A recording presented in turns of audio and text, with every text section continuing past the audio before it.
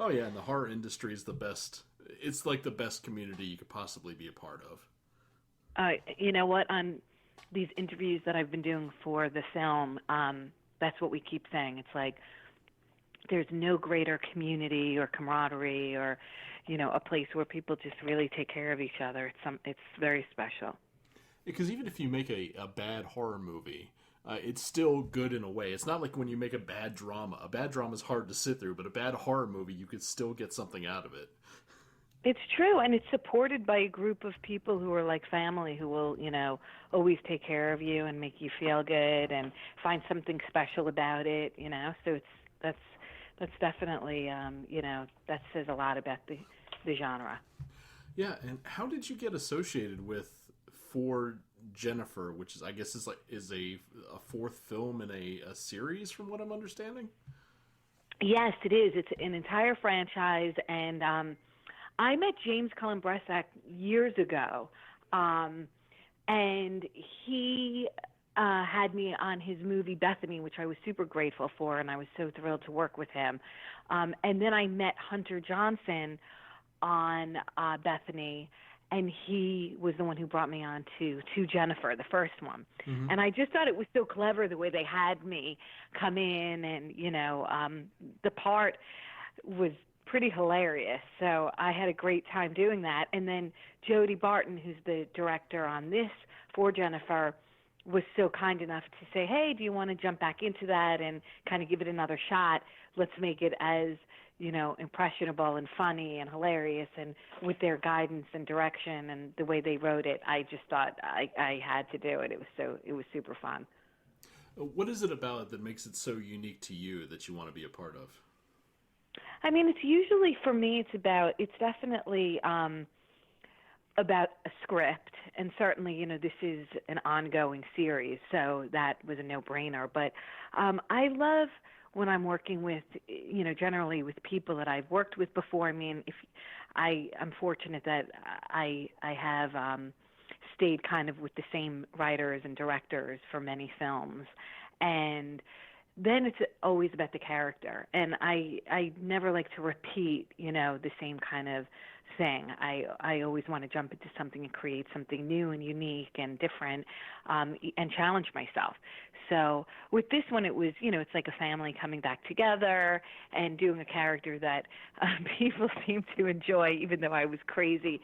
As small as a cameo as it was into Jennifer, it definitely a lot of people thought it was quite humorous.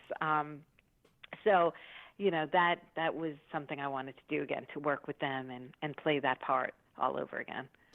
When you're working with people that you have a lot of camaraderie with, how do you still manage to get the best performance out of yourself? Because when you're working with friends, you kind of get a little comfortable, and sometimes you might not take it as seriously as you should. How do you get yourself to give your best performance in that situation? I think the best thing is to work with people you trust and you feel safe with, because certainly I can say, hey, what did you really think of that? And they're not going to bullshit me like, oh, it was good. They're going to say, you know what, I think maybe you want to try it this way, or maybe let's, and definitely with For Jennifer, I can say we filmed it, a few times so that we could really nail it. It wasn't like, oh yeah, let you just fly in, do it and leave. It was a safe playground, and anytime I'm working with friends, I want their honest critique, and I want to get the, best out of it so that it's good for the film. I feel good about my performance. I'm a perfectionist, and I'm certainly a stickler for whatever I put out there. I want it to, I want to be proud of it. I want to sit here and talk to you and say, yeah, this was super cool, and I really enjoy this. And there's always an aspect that's amazing. I mean, again, whether it's the people you're working with, or the script, or the character. So this was certainly fun, because I knew what they wanted, and I had a great time doing it. I mean, Tiffany Brookfest is one of my best friends, so I'm very proud of her, and being in the title role is amazing. She certainly deserves it. She carries the film beautifully, and she's a marvelous actress. So I'm proud to play along in that space. How do you get yourself in the headspace that you need to be in for your roles? Do you have a specific way that you do things, or is it just comes naturally to you without any prep work? No, there's. I wish I could just be like, oh yeah, that's it. I mean, I did really study. I did go to school. I went to Tisch School of the Arts, and I studied 4 years at the Strasberg Institute, which is a serious school because I understood Strasberg and sense memory and what it really takes. Not saying that I was able to ever really do it, but I loved the technique, and every day it's like I work really hard at honing the craft, because when you do look at a script and you break it down, I'm always looking at clues like, what are other characters saying about my character? How am I reacting? What do I feel like the writer is really trying to kind of get across here? My motivations. And I have been lucky that I've worked with a lot of collaborative writers and directors like Adam Green or Harrison Smith, or, a number of them that have worked with me on several films. And I just think you have to keep communicative and just keep trying to find. I mean, I've done movies where it took me up until like the moment I was in front of the camera. Like I did a movie called Zombie Killers with Harrison Smith, and it starred Billy Zane, Dee Wallace, Misha Barton, Gabrielle Stone, like a whole bunch of amazing actors. And I played the preacher of the town. And that was really, I knew what I wanted her to look like. No makeup, like a black, short, bobbed wig. So we had the look, but it really took so long for me to figure out who this woman was. I had never reached out that far and been in these shoes. So, sometimes it takes you getting into costume and getting with the entire cast to really find the voice. So that one was one of the most challenging. And, it's trial and error. You just keep trying, and you just keep talking about it with your fellow castmates and the director, and you find it eventually. Have you ever had any characters that you've played that you've had a hard time just shaking off of your psyche once you've wrapped production?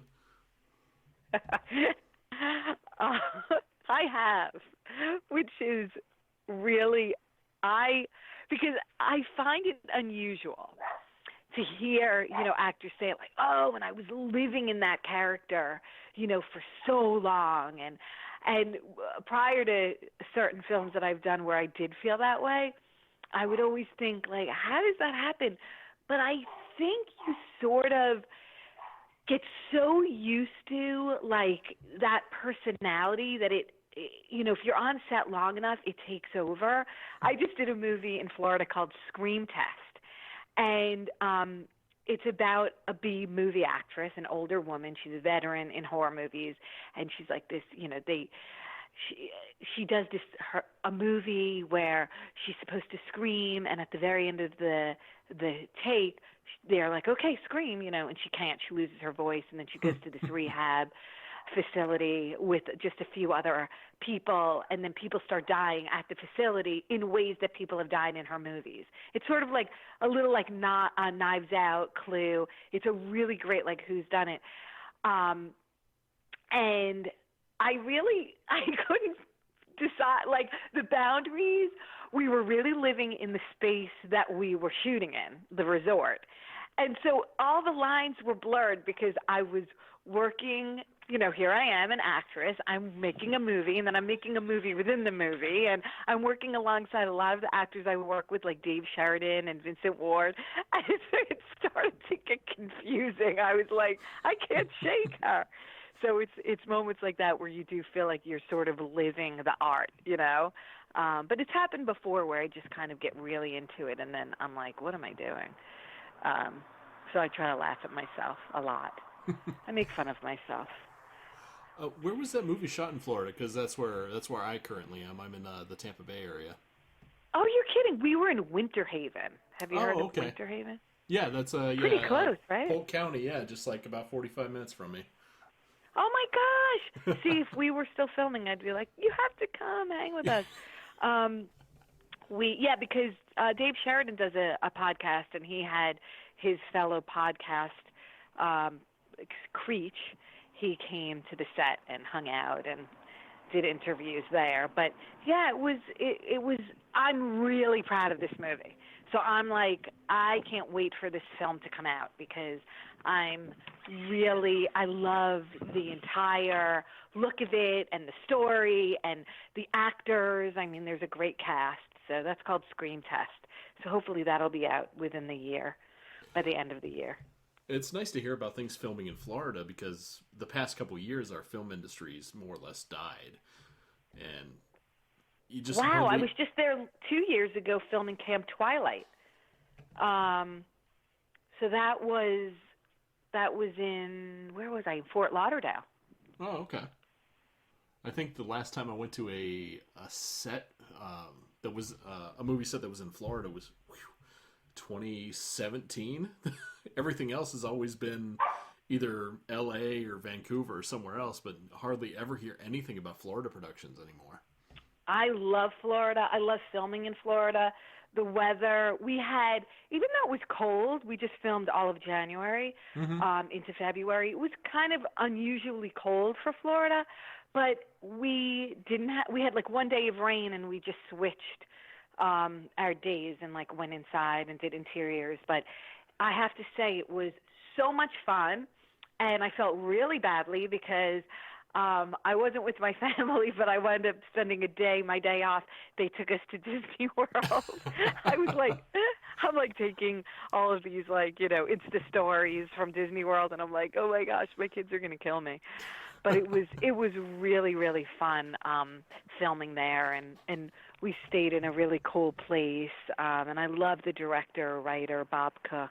He's a dear friend of mine, and I just feel so grateful to have been on that. And a few movies that I've done recently I'm super excited about, like Terrifier 2 and Stepdaddy and Big Freakin' Rat and Rootwood. There's some good ones that are coming around.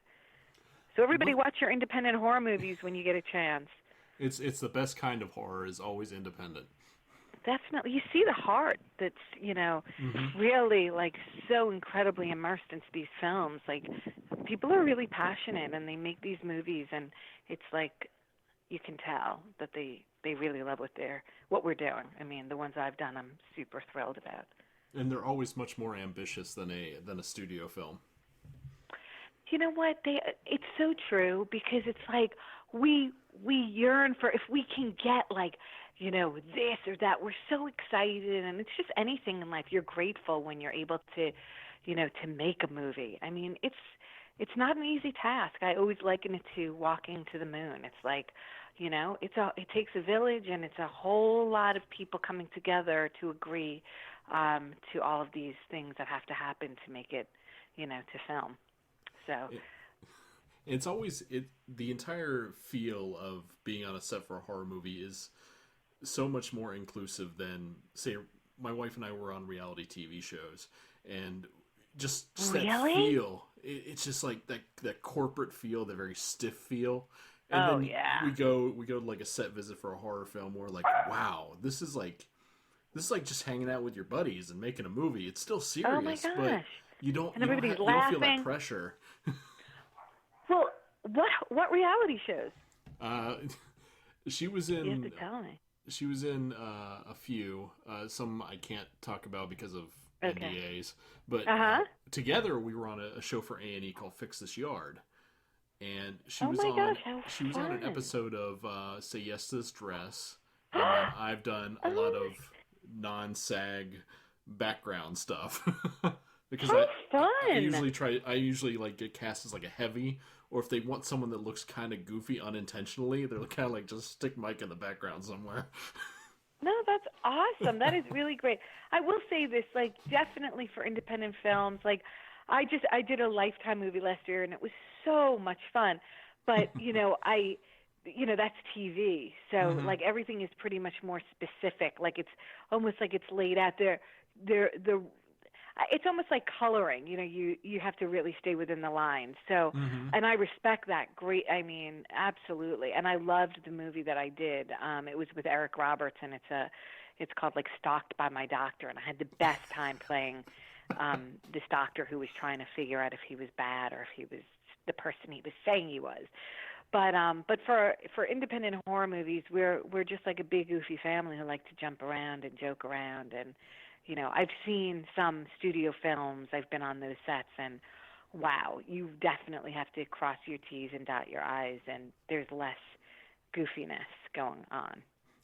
What was it like working with alongside Eric Roberts on a Lifetime movie? It was, I'd have to say, my top 5 favorite experiences of my life.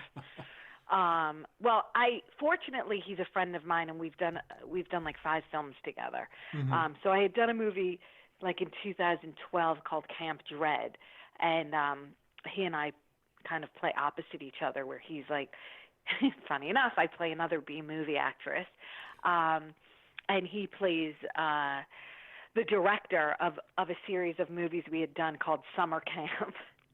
See, not too much like my real life. I know, where'd they get that idea?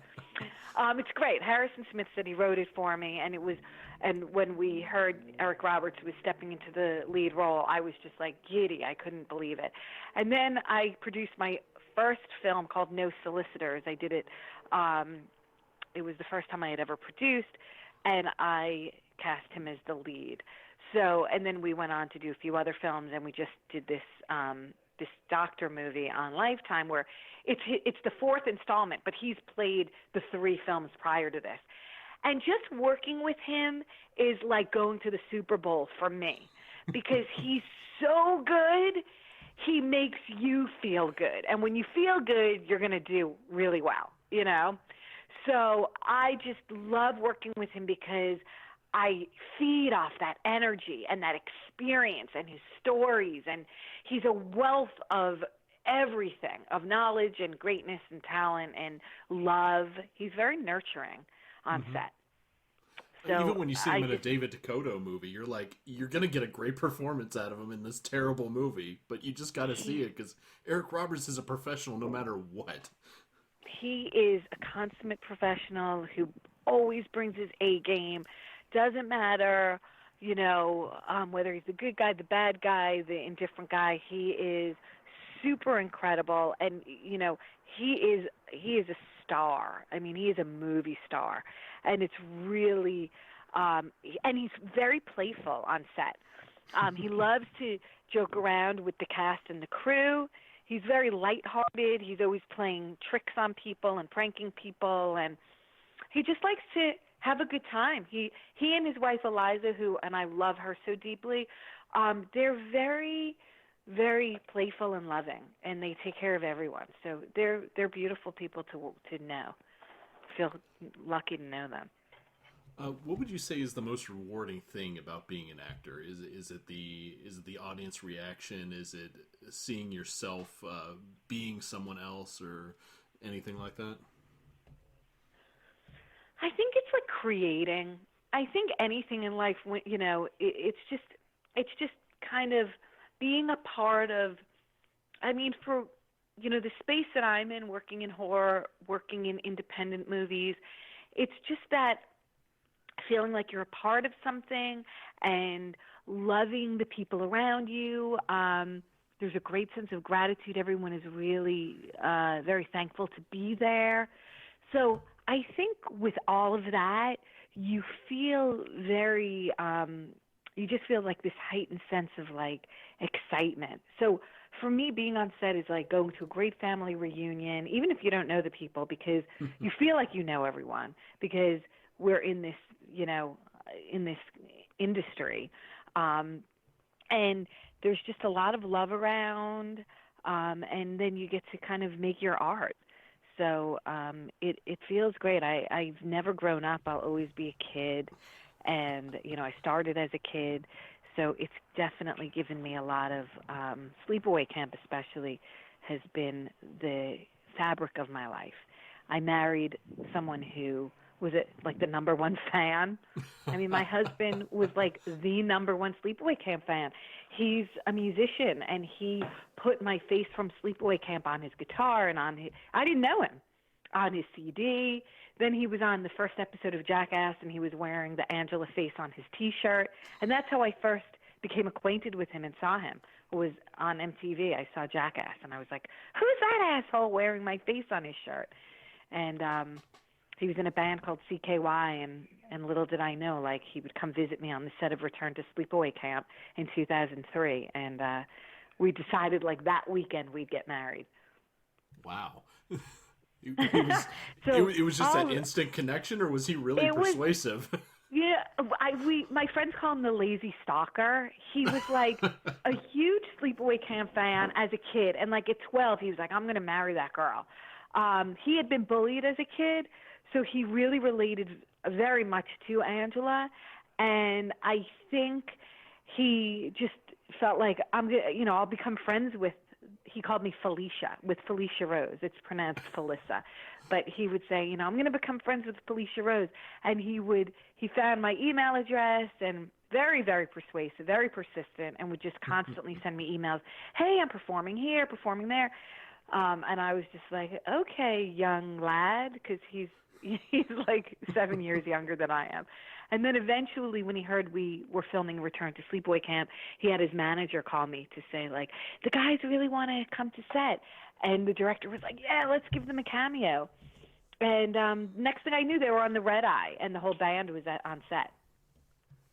So it's an interesting story, huh?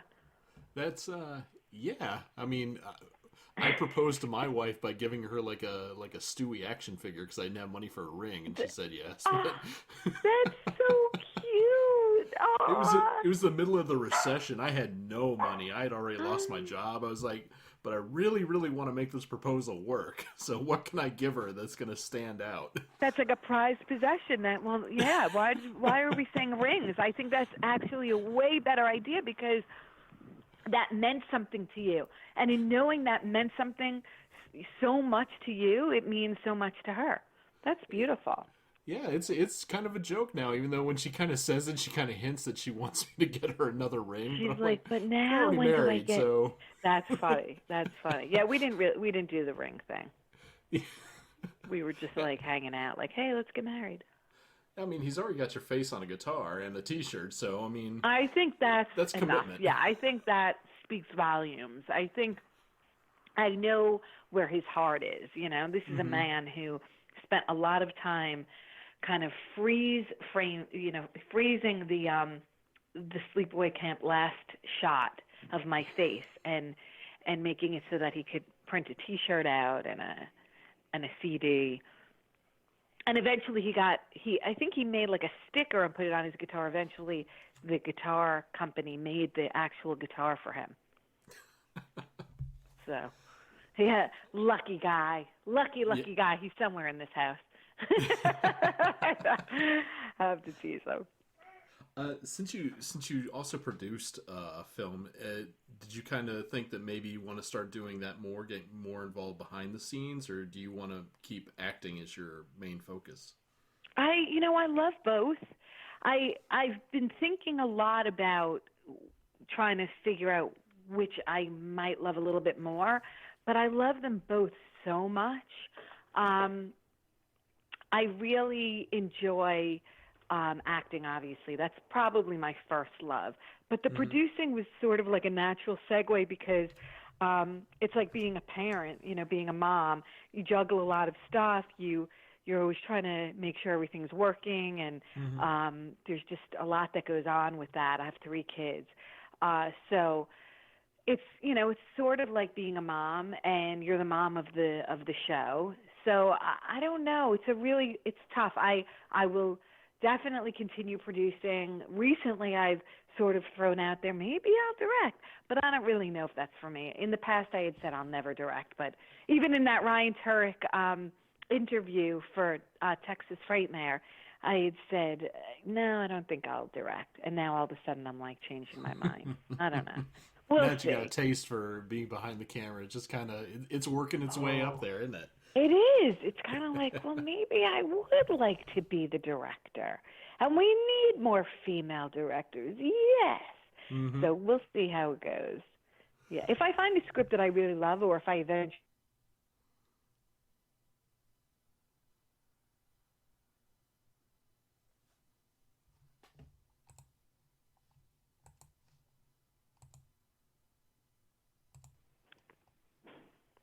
Hello, hello. Oh yeah, it looks like it, Oh, it okay. went out for a second there. Not a problem. Oh, okay. I was like, oh, Let me there make he sure is. There's my husband who loves Sleepaway Camp. But he actually says that he loves. Which part do you like the best? Two? Now all of a sudden we're talking about how we met. Yeah, he likes parts 1, 2, and 3.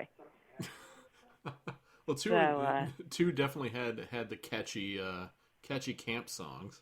of course, yeah, that's a fun one, and yeah, I love. I mean, I'm definitely. He said he doesn't like the bootleg version, which is the Survivor one. Oh No, yeah, I'm a fan of all of them. I like parts 2 and 3 very much. Yeah, I love Pamela Springsteen. yeah, she did a great job. Now we have crazy dogs that are deciding which ones they like. My last question, which is the most important one, is when and where will people be able to see For Jennifer? Because I haven't seen a date for it at all. I think they're releasing it now. So, yeah, I will definitely start posting about it. Okay. VOD, yeah, all of the usual platforms. We can definitely check it out. Super proud of it. They're amazing, both Jodie Barton and Hunter Johnson and James Cullen Bressack, all of them. Amazing team. And check it out, please, because a lot of love has gone into that film and the whole series.